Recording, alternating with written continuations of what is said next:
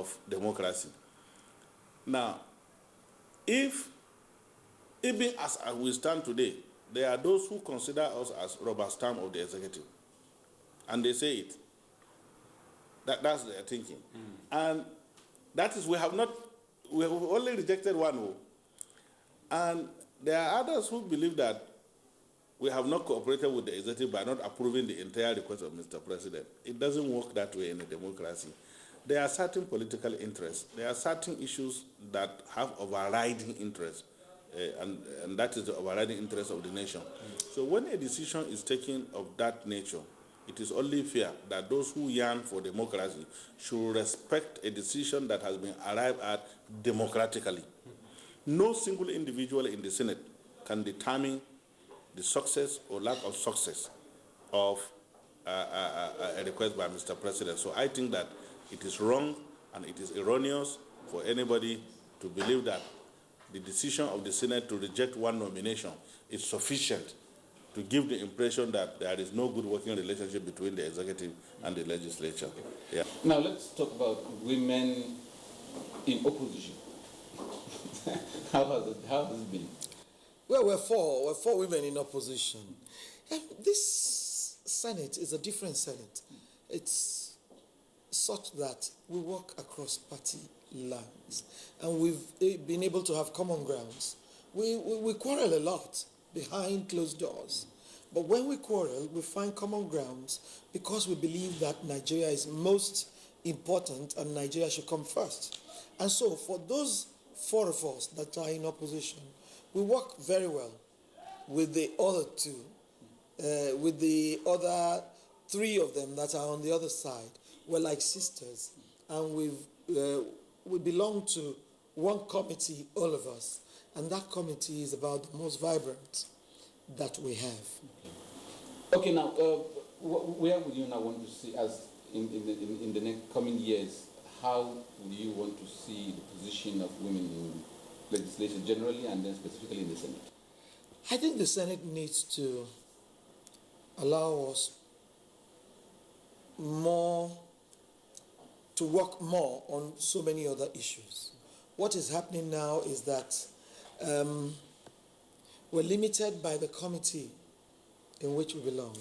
If we're allowed to also work on other issues, we will do well, because we've shown that we can do well on all the levels that we've been placed.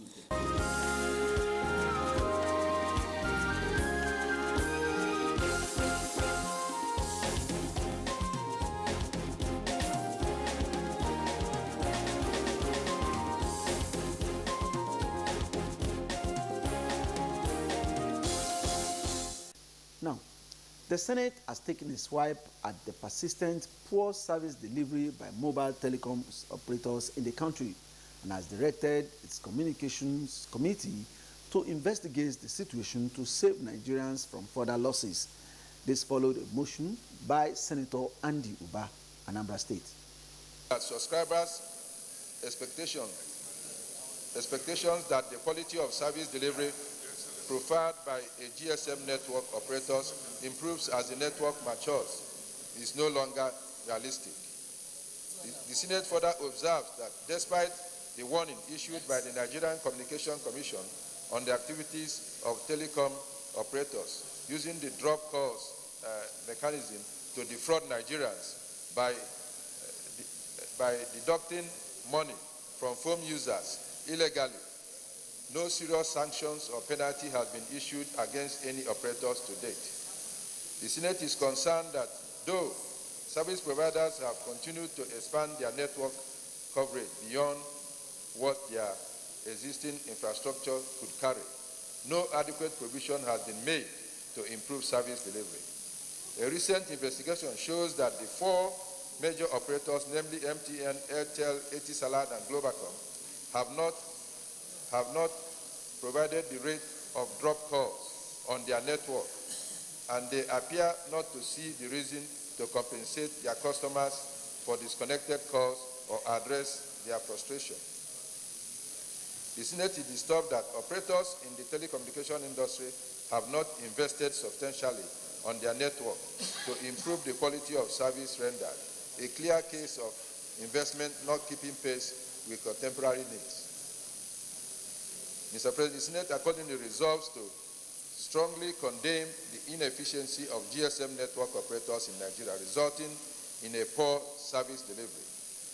2, urge Nigerian Communication Commission to invoke the appropriate provision of the law and other extant agreements to protect consumers where necessary and to refund them henceforth for disrupted costs caused by network issues and allow them have more control over their usage of data bundle as practiced by telecom operators in countries like Kenya, that's Safaricom, and South Africa, etc. This motion, sir, is very timely and apt. Most especially if you look at it that most of these GSM providers disturb your telephone with unsolicited messages and they deduct your money without your consent. Like MTN, they have what they call MTN Play. I didn't ask them I want to learn Arabic. They have forced it on my telephone. They will be deducting my money. I didn't ask them that I want to date any woman. They will be deducting my money, dating tips and other things.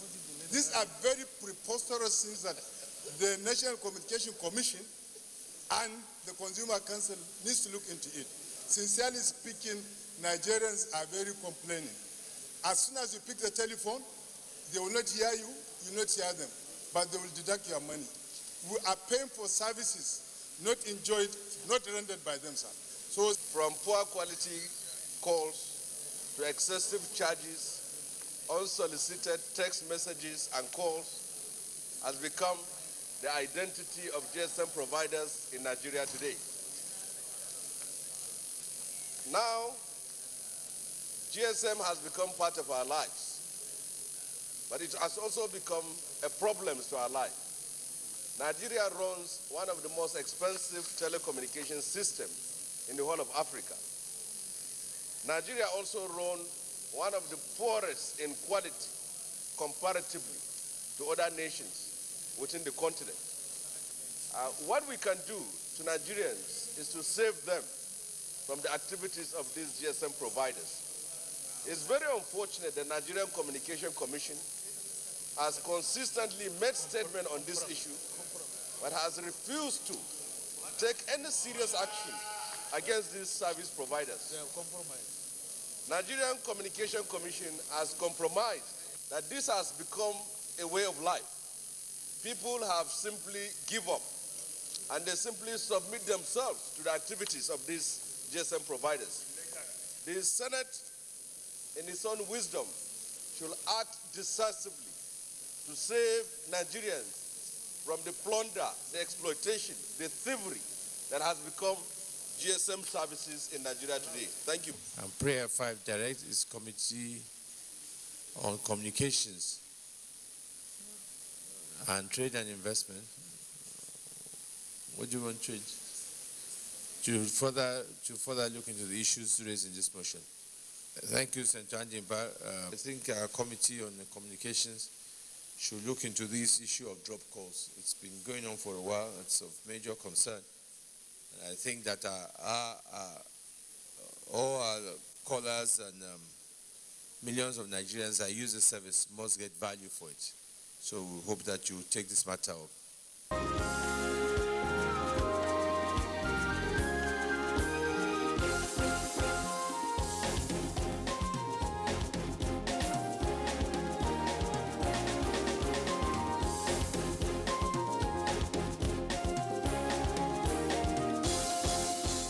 Moving on now.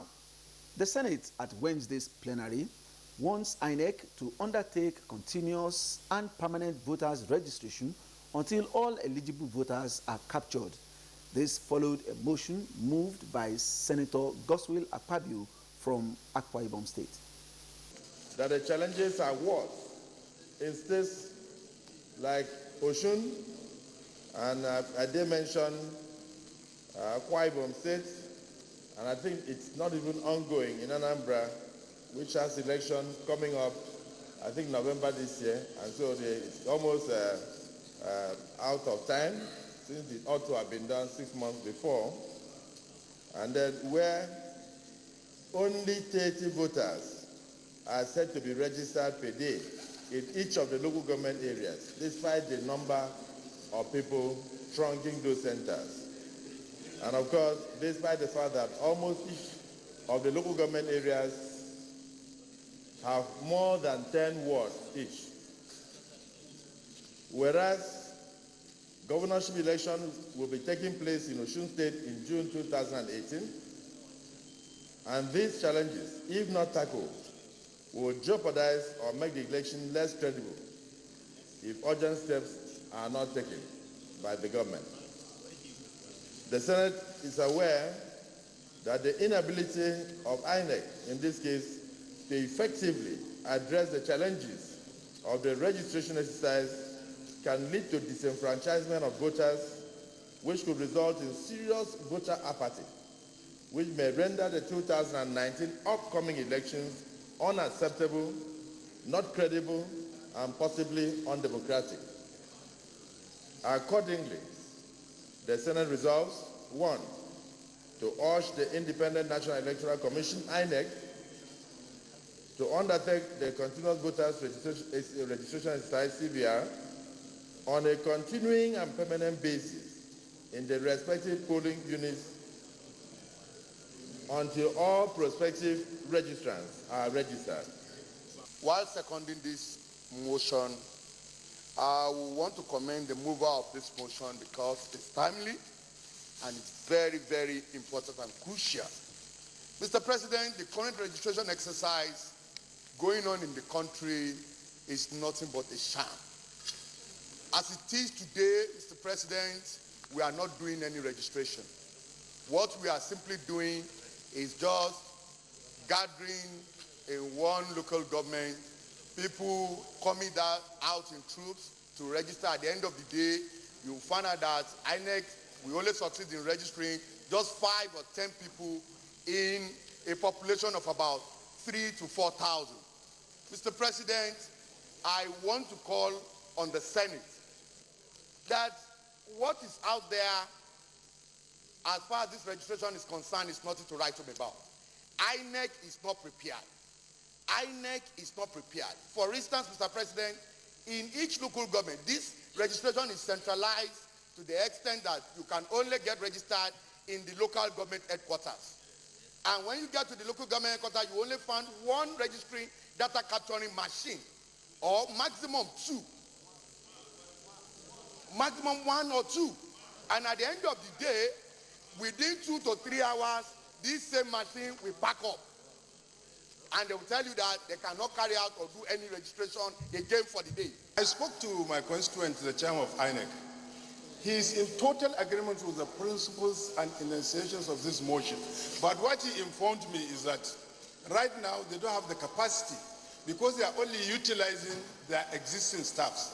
They needed finances for them to take ad hoc staffs that will have to take these things for it to be devolved to the wards and subsequently to the units. Their budget is coming up, and he has said that as part of his agenda, between now and 2019, with good finances and with good support from the Senate and the National Assembly, they will ensure that it's going to be a continuous, daily-based registration. But right now they are constrained because of paucity of funds, because of staff and other things. That's the only information I want to pass on, sir. Thank you.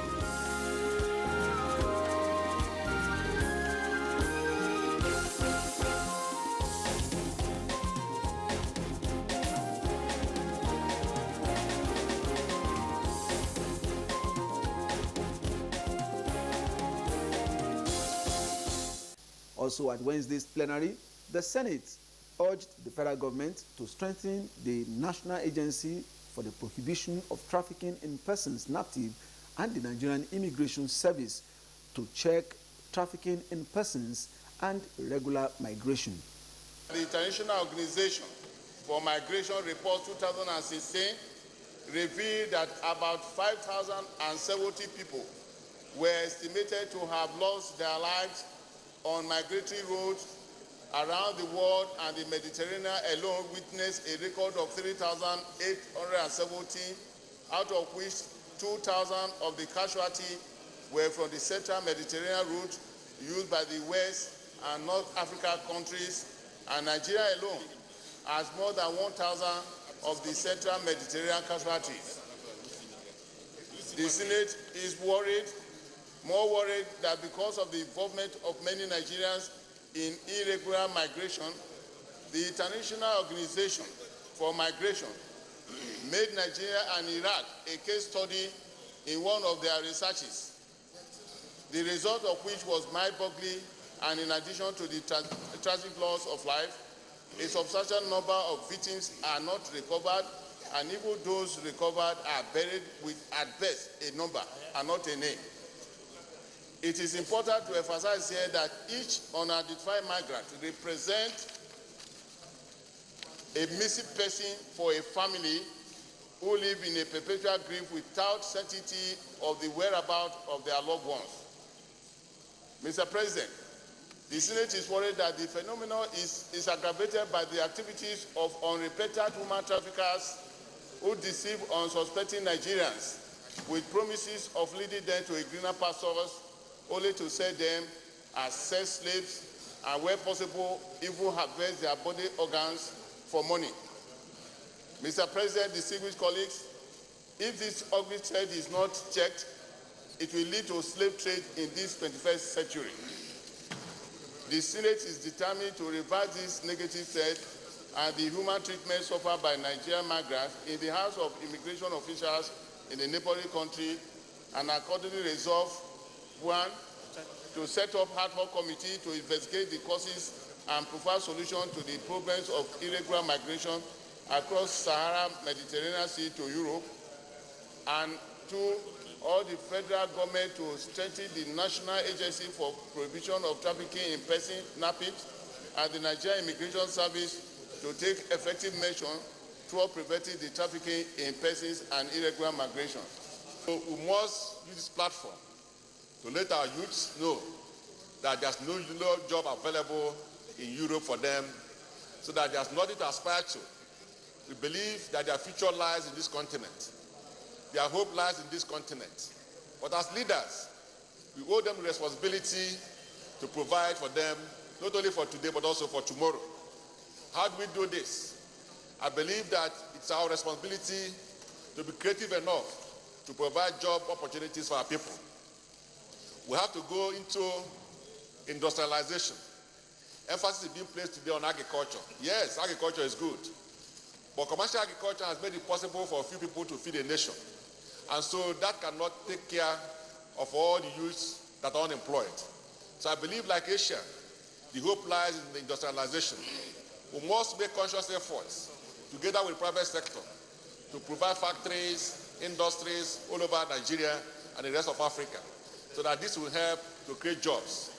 We also need to put emphasis on ICT. There are creativity in ICT that can take care of so many people. And if we do this, I'm sure that jobs will be created. So it is our responsibility to discourage our people from taking this risk of trying to migrate to Europe. I've said before that one of our greatest resources as a nation is our young people. And so we must do everything possible to keep them within so we can take advantage of their potentials. So I support this motion, and I believe that this is serious enough for us to do something to ensure that this trend is reversed.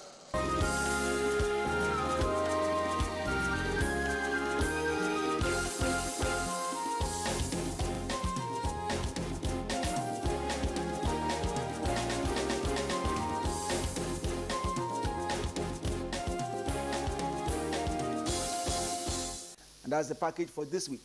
Do join us next week for another package. I am Shegun Ojelade. Bye-bye.